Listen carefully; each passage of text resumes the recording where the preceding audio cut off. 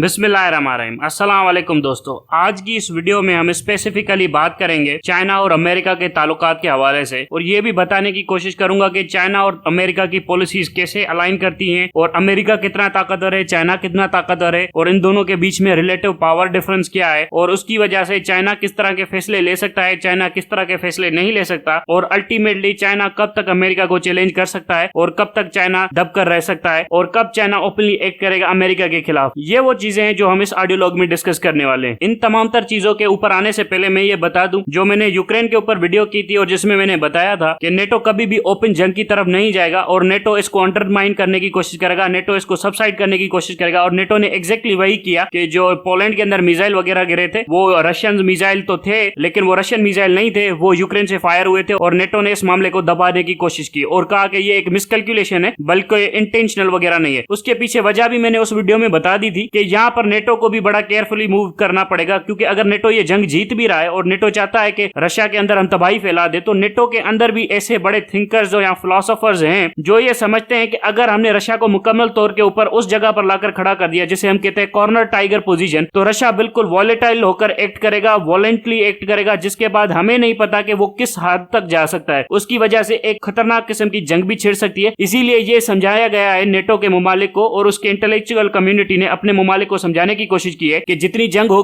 गई, इसको रफा दफा करे, अब कुछ सेटलमेंट की तरफ बढ़ा जाए। अगर आपने इसको ज्यादा एक्सप्लॉइट करने की कोशिश की, ये तो सबको पता है कि ये सिचुएशन रशिया के फेवर में नहीं गई है, तो इसीलिए नेटो मुमालिक ये सोच रहे हैं कि इसको एक्सप्लॉइट किया जाए, लेकिन उनके अंदर जो इंटेलेक्चुअल हैं वो ये कह रहे हैं कि इसको ज्यादा एक्सप्लॉइट ना करे। अगर आपने इसको एक्सप्लॉइट करने की कोशिश की तो ये हो सकता है रशिया ओपनली एक्ट करे और फिर बहुत वायलेंट वॉर हो सकती है, और रशिया के अंदर अगर पॉलिटिकल क्राइसिस हो गया तो पता नहीं कौन सी लीडरशिप आ जाएगी, सो चीजें कंट्रोल में नहीं रहेंगी। सो कंट्रोल में रखने के लिए अब यहाँ पर सेटलमेंट वगैरह हो जाएगी। अब आते हैं कि ये जो अमेरिका चाइना के ऊपर रिलेशंस हैं, इनमें क्या हो रहा है, किस तरह की बातचीत हो रही है, ये जो G20 समिट हुई है वहां पर क्या हो रहा था, पाकिस्तान इसमें कहां पर स्टैंड करता है, ये तमाम चार चीजें हम डिस्कस करेंगे। सबसे पहले मैं आपको कुछ चीज समझा देना चाहता हूं। जो इंटरनेशनल रिलेशनशिप या साइकोलॉजी या सोशियोलॉजी या हिस्टोरियन या हिस्टोलॉजी, ये तमाम तर चीजें पढ़ते हैं ना, या पब्लिक ओपिनियन, पब्लिक परसेप्शन वगैरह या मीडिया साइंसेस पढ़ते हैं, ये वो लोग होते हैं जिसे हम आमतौर पर सोशल साइंटिस्ट कहते हैं। ये डेमोग्राफी स्टडी करते हैं, ये लोगों की हिस्ट्री के बारे में जानने की कोशिश करते हैं, लोगों के बिहेवियर के पैटर्न्स को एनालाइज करने की कोशिश करते हैं। सो ये सोशियोलॉजिस्ट होते हैं, ये सोशल साइंटिस्ट होते हैं, और इनकी पॉलिटिकल थिंकिंग, इनकी पॉलिटिकल फिलोसॉफी, इनकी पॉलिटिकल थ्योरीज बहुत ज्यादा एक्यूरेट होती है। लेकिन इनसे भी ज्यादा एक्यूरेट थ्योरीज जो देते हैं ना पॉलिटिकल फिलोसॉफी के हवाले से, वो देते हैं इंटरनेशनल रिलेशंस के स्पेशलिस्ट या पॉलिटिकल साइंटिस्ट। पॉलिटिकल साइंटिस्ट की जो थ्योरीज होती हैं वो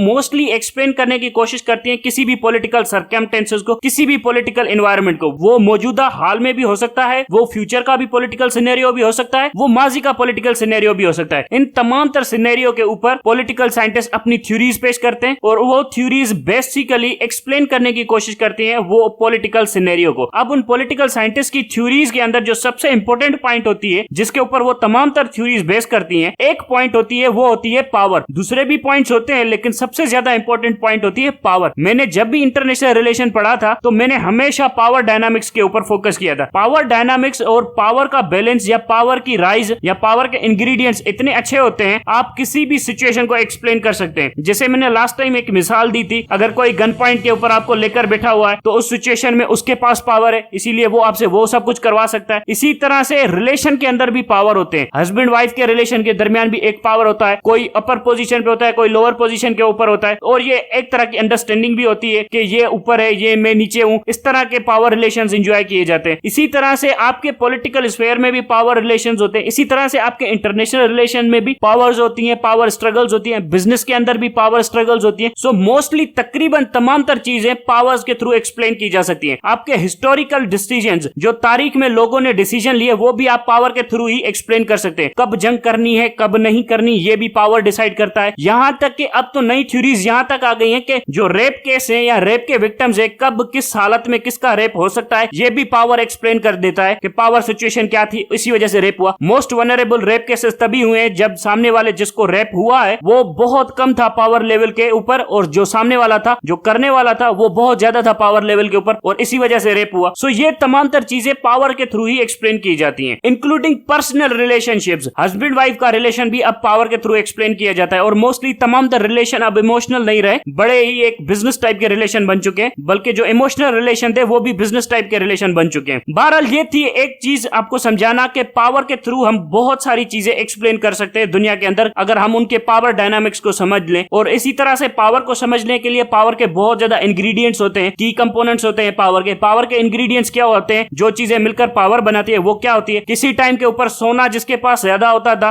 गोल्ड, तो वो ज्यादा ताकतवर होता था। आजकल के दौर में जिसके पास पैसा है वो ज्यादा ताकतवर है। अगर मुल्कों के हिसाब से देखा जाए, जिसके पास ज्योग्राफी है, पैसा है और आर्मी बड़ी अच्छी है और उसके अंदर इंटरनल अकाउंटेबिलिटी सिस्टम है, उसके अंदर इंटरनल पॉलिटिकल रिफ्ट नहीं है, पॉलिटिकल स्टेबिलिटी है, तो वो ज्यादा ताकतवर मुल्क है। अगर जिस मुल्क के अंदर पॉलिटिकल स्टेबिलिटी नहीं है तो वो कमजोर मुल्क है। जिस मुल्क के पास पैसे नहीं है वो कमजोर मुल्क है। जिस मुल्क के पास ज्योग्राफी नहीं है जैसे इजराइल, तो वो भी एक तरह से कमजोर मुल्क है, उसकी भी कुछ वनरेबिलिटीज है। इसी तरह से किसी मुल्क के पास अच्छी फौज नहीं है तो वो भी एक कमजोर मुल्क है। तो इसी तरह से तमाम तर चीजें पावर के थ्रू एक्सप्लेन की जाती हैं। अब आते हैं अमेरिका के ऊपर और चाइना के ऊपर। G20 समिट हुई, वहां पर बाइडेन ने भी मुलाकात की शी जिनपिंग के साथ और शी जी ने भी मुलाकात की बाइडेन के साथ। बहुत छोटी छोटी चीजें डिस्कस हुई। उसके बाद ये मैसेज देने की कोशिश की गई कि हम दोनों के दरमियान तमाम तर चीजें ठीक है, अब सब कुछ ठीक हो जाएगा और दुनिया के अंदर कोई कोल्ड वार वगैरह नहीं होगी। ये तमाम तर ड्रामा था। ये सारी दुनिया को पता है कि जब भी कोई पावर उभर रहा होता है और जब भी कोई पावर नीचे जा रहा होता है, सुपर पावर, तो इन दोनों के दरमियान क्लैश होना जरूरी होता है। इसे कहते हैं थ्यूसिडिडीज ट्रैप। थ्यूसिडिडीज एक ग्रीक फिलोसोफर था जिसने ये सारी की सारी पॉलिटिकल फिलोसफी तकरीबन 2500 साल पहले दे दी थी। एक मिसाल ही ले लीजिए, अमेरिका का राइज हुआ था तो जर्मनी को जब हराया गया था और जापान को हराया गया था, वो मल्टीपोलर वर्ल्ड थी। उस टाइम में जब इन सबको हराया गया था तो अमेरिका ने ताकत के जोर के ऊपर और जंगों के जोर के ऊपर इनको पीछे झुकाया था और उसके बाद वो खुद को एक सुपर पावर डिक्लेयर कर सका था। सोवियत यूनियन के खिलाफ अमेरिका की किस बात के ऊपर जंग थी? पावर स्ट्रगल थी ना। दोनों एक पावर थे, बाइपोलर वर्ल्ड बन गई थी, दो पोल्स बन गए थे दुनिया के अंदर, एक तरफ सोवियत यूनियन था, दूसरी तरफ अमेरिका था, तो इन दोनों के दरमियान भी जंग हो रही थी। अब बाइपोलर वर्ल्ड बन चुकी है, एक तरफ चाइना है, दूसरी तरफ अमेरिका है। अब इस बाइपोलर वर्ल्ड को कैसे खत्म करना है, ये भी एक जंग के थ्रू ही खत्म होगा। अब ये जंग किस तरह की होगी? वायलेंट होगी, नॉन वायलेंट होगी, इकोनॉमिकल होगी या एक डिप्लोमेटिक वॉर होगी? ये किस तरह की जंग होगी? ये वो चीजें हैं जो वक्त ही बताएगा कि ये किस तरह से होगी। अब आते हैं चाइना किस तरह की स्ट्रेटेजी परसू कर रहा है अमेरिका के हवाले से। इंटरनेशनल रिलेशन में कहा जाता है जब आपके पास पैसा हो तो आपके पास पावर आ जाती है, और जब पावर आती है तो आप ऐसे फैसले ले सकते हैं जिससे आप इंटरनेशनल रूल्स को चेंज कर सके। इंटरनेशनल पॉलिटिक्स या इंटरनेशनल वर्ल्ड केओस में होती है, एनार्की में होती है, जिसके कोई फिक्स रूल्स नहीं होते। आज अगर एक रूल है तो कल वो रूल नहीं होगा, कल दूसरा रूल आ जाएगा। अगर कोई ताकतवर है तो उसके ऊपर रूल अप्लाई होगा भी या नहीं होगा, ये उसी तरह से चलता रहता है। सो इसीलिए इंटरनेशनल जो वर्ल्ड ऑर्डर होता है उसके रूल्स फिक्स नहीं होते, और किन मुल्कों के ऊपर वो रूल्स अप्लाई होते हैं और किन मुल्कों के ऊपर जो कि ताकतवर होते हैं उनके ऊपर वो अप्लाई नहीं होते। कभी अप्लाई भी होते हैं, कभी अप्लाई भी नहीं होते। सो जिसके पास पैसा होता है, पावर होता है, वो इंटरनेशनल रूल्स को चेंज कर सकता है। इस तरह से चेंज कर सकता है कि वो रूल्स उसको ही बेनिफिट करना शुरू कर दे और उसके मुखालिफिन को हर्ट करना शुरू कर दे। फॉर एग्जाम्पल मैं आपको छोटी सी मिसाल देकर समझाता हूँ। ये जो फेटिफ थी उसके ग्रे लिस्ट में पाकिस्तान चला गया था। अब सारी दुनिया को पता था कि पाकिस्तान के ऊपर एक इल्जाम लगाया गया कि पाकिस्तान टेरर फाइनेंस करता है। अब वो जो टेरर फाइनेंस जिसका इल्जाम पाकिस्तान के ऊपर लगाया गया था वो किसी और की टेरर फाइनेंस वगैरह थी भी नहीं और ना ही किसी के खिलाफ पाकिस्तान कर रहा था। एक्चुअली में वो इल्जाम इंडिया ने लगाया। इंडिया का पावर बड़ा था, इंडिया के जो एलाइज थे अमेरिका वगैरह उनका पावर ज्यादा था। सो उन्होंने ये पूरा का पूरा इंटरनेशनल फेटिव का इस्तेमाल करके, उसके रूल्स का इस्तेमाल करके पाकिस्तान को आइसोलेट करने की कोशिश की और ये कहा कि पाकिस्तान के ऊपर ये रूल्स ज्यादा अप्लाई होते हैं। अगर एक्चुअली में देखा जाए तो पाकिस्तान ने फेटिव के ऊपर इंडिया से ज्यादा काम किया है, लेकिन इंडिया के ऊपर ये फेटिव के रूल्स नहीं लगे। बर्तानिया के बहुत ज्यादा मनी लॉन्ड्रिंग के केसेस है, उसके ऊपर ये रूल्स नहीं लगे। फ्रांस के अंदर बहुत ज्यादा मॉनेटरी प्रॉब्लम है, उसके ऊपर रूल्स नहीं लगे। इसी तरह से दूसरे मुमालिक के बहुत ज्यादा प्रॉब्लम है, उनके ऊपर ये फेटिव के रूल्स नहीं लगे, क्योंकि ये पता था सारी दुनिया को कि ये एक कमजोर मुल्क है और इसके पास इतना पावर नहीं है। सो सारे के सारे फेटिव के रूल्स अब पाकिस्तान के ऊपर लगेंगे। सो इससे आपको पता चलता है कि इंटरनेशनल रूल्स और लॉज ताकतवर मुल्क बनाते हैं और उनको इस तरह से बनाते हैं कि जो उनको फायदा दे और उनके दुश्मन को नुकसान दे। सो इसी तरह से चाइना की भी स्ट्रेटेजी यही है, मेरे पास पैसे हैं सो मैं पूरी दुनिया के रूल्स को चेंज करूंगा, लेकिन ऐसे करूंगा कि अमेरिका के पास कोई ऑप्शन ना हो और कोई इतराज करने की वजह ना हो। मतलब अमेरिका के पास कोई एक्सक्यूज ही ना बचे कि खुलकर मुझे हंट कर सके। सो इसीलिए चाइना ने one belt one road initiative launch किया, जिसके थ्रू वो तमाम तरह अपने नेबरिंग कंट्रीज के साथ economic ties, regional ties, industrial ties, आपके कम्युनिकेशन टाइज, आपके इंफ्रास्ट्रक्चर टाइज, ये सारे के सारी चीजें स्टेब्लिश करना चाहता है। जिसके बाद ये होगा कि उसके जितने भी नेबरिंग कंट्रीज है वो चाइना के ऊपर डिपेंडेंट हो जाएंगे। चाइना सेंटर ऑफ ग्रेविटी बन जाएगा और वो तमाम तर मुमालिक चाइना के अलावा कभी सोच भी नहीं सकेंगे किसी और की तरफ देखने के लिए, क्योंकि उनके इकोनॉमिक बेनिफिट्स, उनके इंफ्रास्ट्रक्चरल बेनिफिट्स, उनके कल्चरल टाइज वगैरह सबके सब चाइना के साथ मिल जाएंगे। जिसके बाद वो वही पॉलिसी पॉलिसी टो करेंगे जो बीजिंग बनाएगा। सो ये वो चीजें थी जो सॉफ्ट पावर के थ्रू बड़ी रेशनली चाइना मैनिपुलेट करने की कोशिश कर रहा है एशिया को। इसके ऊपर अमेरिका की बड़ी नजर है। वजह यह है कि अमेरिका को पता है कि ये स्लोली ग्रेजुअली जब चीजें मैच्योर हो जाएंगी तो तमाम रीजनल एलाइज वगैरह जो अमेरिका के वो चाइना की तरफ देखेंगे और अमेरिका को कोई देखेगा भी नहीं। इसके through China international power dynamics को चेंज कर देगा और जब वो पावर डायनामिक्स को चेंज करेगा तो उसे रीराइट करेगा। जब रीराइट करेगा तो वो इस तरह से लिखेगा जिसका नुकसान अमेरिका को होगा। फॉर एग्जांपल चाइना ये भी कह सकता है कि अब जब भी ट्रेड होगा तो वो गोल्ड के थ्रू होगा, सो यूएस डॉलर के थ्रू ट्रेड नहीं होगा। सो इसकी वजह से यूएस करेंसी नीचे गिर जाएगी और यूएस इकोनॉमी और नीचे गिर जाएगी। उसके बाद चाइना ये भी कह सकता है कि अब मैं जितना भी सामान बनाऊंगा वो सारा का सारा मैं दूसरे मुल्कों को बेचूंगा और इकोनॉमिक वॉर वेज कर सकता है। उसके अलावा चाइना ये भी कर सकता है कि अपने सामान की कीमतें गिरा सकता है, जिससे यह हो सकता है जो भी मुल्क अमेरिका से सामान खरीदते थे वो चाइना के थ्रू खरीदना शुरू कर देंगे क्योंकि चाइना से सस्ता सामान मिल रहा होगा। सो ये इस तरह की कॉम्पिटिटिव वॉर भी कर सकता है चाइना। सो ये मल्टीपल ऑप्शंस है जो चाइना एक्सरसाइज कर सकता है, जिसकी वजह से यूएस इकोनॉमी क्रिपल हो सकती है। यूएस इकोनॉमी क्रिपल होने की वजह से यूएस का सुपर पावर का स्टेटस गिर सकता है क्योंकि यूएस के पास पैसे नहीं होंगे इस तरह की फौज को मेंटेन करने के लिए। सो ये वो चीजें हैं जो चाइना वगैरह करने की कोशिश करता रहता है और चाइना इस तरह से ग्लोबल कॉन्फ्लिक्ट में आए बगैर यूएस की हेजेमनी को खत्म करना चाहता है। ये एक चाइनीज स्ट्रेटेजी है, बड़ी अच्छी स्ट्रेटेजी है, स्लो है, 10-20 साल लगेंगे, 30 साल लगेंगे, लेकिन इसमें वायलेंस वगैरह नहीं है। अब इसको काउंटर करने के लिए अमेरिकन के पास भी कोई ना कोई स्ट्रेटेजी होगी। ऐसा तो नहीं हो सकता कि अमेरिकन चुप करके बैठ जाए। सो अमेरिकन ने प्रोपेगेंडा वार करना शुरू कर दिया है और चाइनीज को प्रोवोक करना शुरू कर दिया। अमेरिकन चाहते हैं किसी ना किसी तरह से चाइना को किसी ना किसी ऐसी जंग में उलझाया जाए जिसके अंदर जाकर अमेरिका चाइना को जूते मारे, जिस तरह से रशिया को उलझाया गया यूक्रेन वॉर के अंदर और फिर हथियारों का इस्तेमाल करके रशिया की ठुकाई की गई। इसी तरह से अमेरिका चाहता है कि ताइवान के ऊपर चाइना को प्रोवोक किया जाए, अगर ताइवान के ऊपर नहीं हो सकता तो तिब्बत के ऊपर प्रोवोक किया जाए, किसी ना किसी तरह से जिंगजियांग मुस्लिम के ऊपर प्रोवोक किया जाए या किसी ना किसी ऐसी सॉफ्ट चीज को लेकर टारगेट किया जाए चाइना को जिससे चाइना प्रोवोक हो और बड़ा अग्रेसिवली एक्ट करे, जिसके बाद अमेरिका को जो मिलिट्री पावर है वो अपना मिलिट्री पावर एक्सरसाइज करने की परमिशन मिल जाए। अमेरिकन ये क्यों चाहते हैं? क्योंकि अमेरिका को पता है कि इस वक्त अमेरिकन मिलिट्री पावर अनचैलेंजेबल है, उसके पास बहुत ज्यादा मिलिट्री ताकत है। अगर इस वक्त चाइना लड़ने की कोशिश करेगा तो अमेरिका उसको छठी का दूध याद दिला देगा, लेकिन 10 साल बाद अमेरिकन मिलिट्री पावर स्टेबल नहीं रहेगा, वो नीचे आना शुरू हो जाएगा, चाइनीज मिलिट्री पावर बढ़ना शुरू हो जाएगा क्योंकि इन दोनों की इकोनॉमी में बहुत ज्यादा डिफरेंस आ चुका है और बहुत ज्यादा डिफरेंस आने वाला है आने वाले दिनों में। इसी तरह से अमेरिका किसी न किसी तरह से चाइना को एंगेज करना चाहता है। अब वो किस तरह से कैसे करेगा? हो सकता है अमेरिका अपने एलाइज के साथ मिलकर इंटरनेशनल रूल्स में इस तरह के कानून पास करने की कोशिश करे जिससे directly Chinese economic interest hurt हो। अगर चाइनीज इकोनॉमिक इंटरेस्ट हर्ट होते तो चाइनीज जरूर इरेशनली जाकर हमला करने की कोशिश करेंगे अमेरिकन के ऊपर और चाइनीज चाहेंगे कि अमेरिकन एसेट या अमेरिकन